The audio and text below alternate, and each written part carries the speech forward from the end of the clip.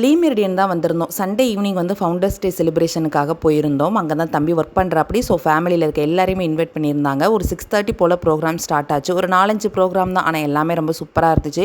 உள்ளே போனால் tea, coffee, juice, ஏகப்பட்ட ஸ்நாக்ஸ் ஐட்டம் வச்சுருந்தாங்க. அதெல்லாம் சாப்பிட்டு முடிச்சுட்டு ஃபங்க்ஷன் அட்டன் பண்ணிவிட்டு டின்னருக்கு மட்டன் பிரியாணி, சிக்கன் குழம்பு, raita, cauliflower chilli, parotta, mushroom gravy, அந்த மாதிரி நிறைய வெரைட்டிஸ் இருந்துச்சு. ஆனால் எல்லாமே டேஸ்ட் வைஸ் ஓகே தான். எனக்கு என்னமோ அந்த ரசமலாய் கேக் ரொம்ப பிடிச்சிருந்துச்சி. அது மட்டும் சாப்பிட்டுட்டு ஹோட்டலுக்குள்ளே ஃபுல்லாக சுற்றி பார்க்குறக்கு போயாச்சு. ஒவ்வொரு டைமும் வரும்போது ஒரு எக்ஸைட்மெண்ட் இருக்கும். போன வருஷம் வந்துட்டு பார்த்திங்கன்னா ஹோட்டல் ஃபுல்லாகவே சுற்றி பார்க்கல.